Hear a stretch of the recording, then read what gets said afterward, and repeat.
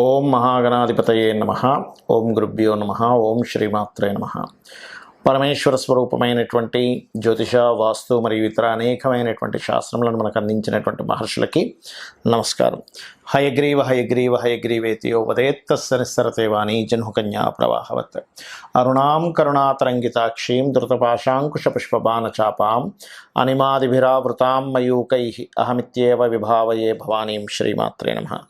ప్రేక్షకులకి ఆ లలితాంబిక అమ్మవారి యొక్క అనుగ్రహం పరిపూర్ణంగా కలగాలని మనస్ఫూర్తిగా కోరుకుంటూ మనం ఈరోజు చెప్పుకోబోయేటువంటి టాపిక్ ఏమిటి అంటే, ప్రతి కుటుంబంలో కూడా తల్లి, తండ్రి, పిల్లలు కావచ్చు, అన్నదమ్ములు కావచ్చు, మేనమామ కావచ్చు, అలాగా ఒక రిలేషన్స్ అనేవి ఉంటాయి. ఆ రిలేషన్స్లో మన పూర్వజన్మ కర్మ ఆధారంగా ఒక రిలేషన్తో మనకి ఇబ్బంది ఉంటుంది, ఒక రిలేషన్తో చాలా బాగుంటుంది. ఎందుకు అలా అవుతుంది అంటే, మనం పాస్ట్ లైఫ్లో చేసుకున్న కర్మ. కొంతమందికి జీవిత భాగస్వామితో ఇబ్బంది ఉంటాయి, కొంతమందికి అన్నదమ్ములతో, కొంతమందికి మేనమామతో, లేకపోతే కొంతమందికి ఆడపడుచులతోని, కొంతమందికి మదర్తో కూడా ఉంటుంది. అది చాలా దారుణమైనటువంటి కాంబినేషన్. కొంతమందికి ఫాదర్తో ఇబ్బంది ఉంటుంది. అయితే ప్రతి లగ్నానికి కూడా ఆ యొక్క కాంబినేషన్ ఎందుకు ఏర్పడుతుంది, దానికి పరిహారం ఏం చేసుకోవాలి, బాగుండాలంటే ఏం చేయాలనేటువంటి చెప్తాను. ఒకటి, మీరు వీడియోని కనుక లాస్ట్ వరకు చూసినట్లయితే జన్మజాతకం తెలియని వాళ్ళకి, డేట్ ఆఫ్ బర్త్ తెలియని వాళ్ళకు కూడా ఏం చేసుకోవాలి అనేది కూడా చెప్తాను. దీంతోపాటు ఇందులో వాస్తుకి సంబంధించినటువంటి పరిహారం కూడా చెప్తాను. వృషభ లగ్నము, వృషభ రాశి. వృషభం వారికి ఉండేటువంటి గొప్ప క్వాలిటీ ఏంటంటే ఓపిక. అక్కడ ఎంత దారుణమైనటువంటి విషయం జరుగుతున్నా సరే వాళ్ళు చాలా కూల్గా, చాలా స్టెబిల్డ్గా ఉండగలుగుతారు వృషభ లగ్నం వాళ్ళు.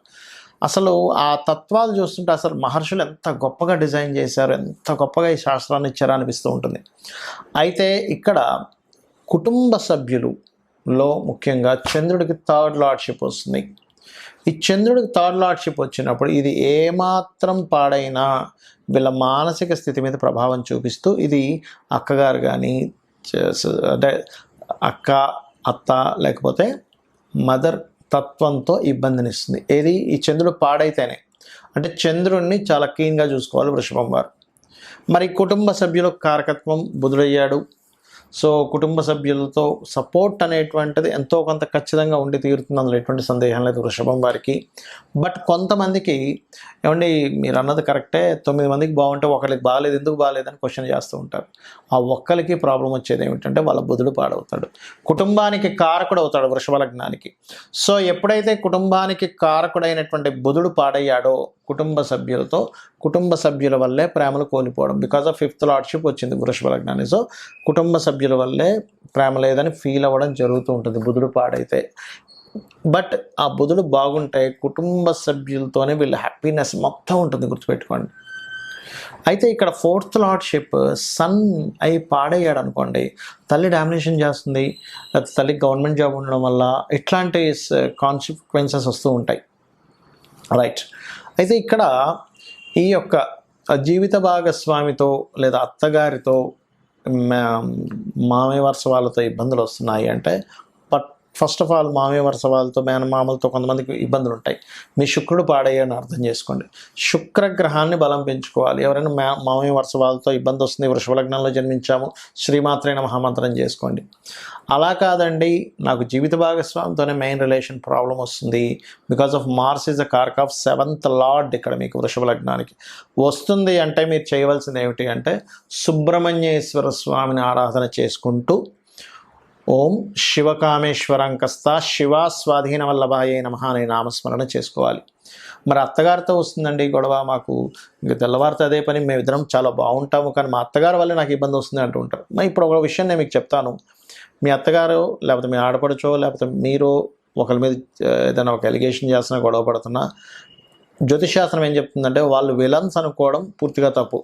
ఒక కర్మ వాళ్ళ రూపంలోకి ఎంటర్ అయ్యి వాళ్ళ ద్వారా మీరు ఇబ్బంది పడడం, లేదా మీ ద్వారా ఇంకోళ్ళు ఇబ్బంది పడడం జరుగుతుంది. అంటే ఇక్కడ శాస్త్రం ఏం చెప్తుంది అంటే, అదే వ్యక్తి ఇంకోళ్ళకి ఫ్రెండ్లీగా ఉంటున్నారు, మనకెందుకు నెగిటివ్గా ఉంటున్నారు. అదే వ్యక్తి, అదే అత్తగారు వాళ్ళ హస్బెండ్తో ప్రేమగా ఉంటుంది, వాళ్ళ కొడుకుతో ప్రేమగా ఉంటుంది, నీతోనే ఎందుకు ఇట్లా ఉంటుంది. అది పురుషుడు కావచ్చు, స్త్రీ కావచ్చు, గుర్తుపెట్టుకోండి. అదే ఒక కోడలికి అదే ఒక అత్తగారికి అర్థం కాదు. ఇదేమిటి నేను అందరితో బాగానే ఉంటున్నాను, నా కోడలతో ఎందుకు ఇలా అవుతున్నాను? బికాజ్ ఆఫ్ కోడల రూపంలో కర్మ అత్తగారికి వస్తుంది, అత్తగారి రూపంలో కోడలికి కర్మ వస్తుంది. సో ఇదంతా జ్యోతిషాస్త్రం అంతా చెప్పేది ఏమిటంటే పాస్ట్ లైఫ్లో నీకు తెలియకుండా అజ్ఞానంలో కొన్ని కర్మలు చేసావు, దాన్ని నువ్వు ఎట్లా తీర్చుకోవాలి. ఇక్కడ వృషభ లగ్నానికి శాటర్న్ గనక పాడైతే అత్తగారి కారకత్వం పోయింది అక్కడ. అంటే ఏమిటి, శని భగవానుడు బాగున్నాడా, బాగుంటుంది. లేదా ఏం చేయాలి మరి అప్పుడు, శని కేతు కుజ గ్రహాల దగ్గర దీపారాధన చేస్తూ వెంకటేశ్వర స్వామి ఆరాధన చేయండి, అన్ని విధాలా మీకు బాగుంటుంది. ఇక్కడ ఒక విషయం గుర్తుపెట్టుకోండి, మనకి జన్మజాతకం ఎంత ప్రభావితం చేస్తుందో రిలేషన్స్ విషయంలో వాస్తు కూడా అంత ప్రభావితం చేస్తుంది. అయితే ఇది ఏ దిశను చూసుకోవాలి, ఇక్కడ పర్టికులర్గా సోషల్ కమ్యూనికేషన్స్ లేదా ఇంట్లో ఉండే వాళ్ళందరి సఖ్యతని చూసుకునేటువంటి దిశ తూర్పు. ఎందుకండి తూర్పుకి అధిపతి ఎవరు? తూర్పుకి సూర్య భగవానుడు అధిపతిగా చెప్తూ ఉంటారు, అలాగే ఇంద్రుడిగా చెప్తూ ఉంటారు. మన ఇంద్రియాలు, ఇంద్రుడు అంటే ఎవరు? మన ఇంద్రియాలకు సంబంధించిన ఇంద్రుడు. మనం గనక ఒక రిలేషన్స్ని కరెక్ట్గా మనం అర్థం చేసుకుంటూ ఉంటే అందరూ కలిసి ఉంటారు. సూర్య భగవానుడు ఎందుకు ఇచ్చారు తూర్పుకి అంటే, తూర్పును ఉదయించేటువంటి సూర్యుడు అనే కాకుండా సూర్యుడు న్యాచురల్ 5th లార్డ్, అంటే ఒక బాధ్యతగా ఉండేటువంటి ఒక అడ్మినిస్ట్రేషన్ చేసేటువంటి లక్షణం ఉన్నటువంటి గ్రహం సూర్య భగవానుడు.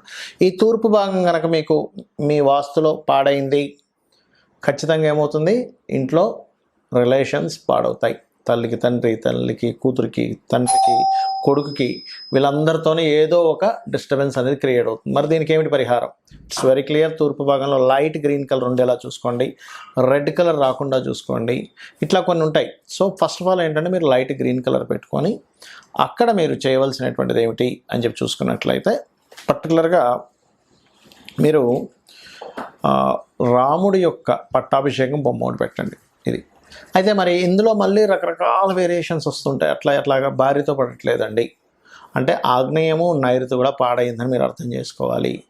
అలా కాదండి, మాకు కొన్ని మనీ మ్యాటర్స్ వల్లే ఎక్కువ ఇబ్బంది వస్తుంది, ఇంట్లో రిలేషన్స్తోని కొత్త అవకాశాలు ఇంట్లో ఉండే వాళ్ళ వల్ల నేను ఇబ్బంది పడుతున్నాను అన్నప్పుడు, ఎవరైనా బంధువర్గంలో మేనమామ, మామయ్య వీళ్ళ వరుస వల్ల వస్తుందంటే కొంత నార్త్ కూడా పాడవుతుందని అర్థం.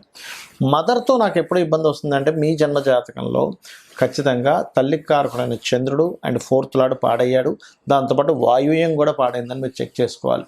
అప్పుడు ఏమవుతుంది, వాయువ్యానికి అధిపతి చంద్రుడు కాబట్టి మదర్తో వస్తూ ఉంటుంది ఇబ్బంది అనేటువంటిది.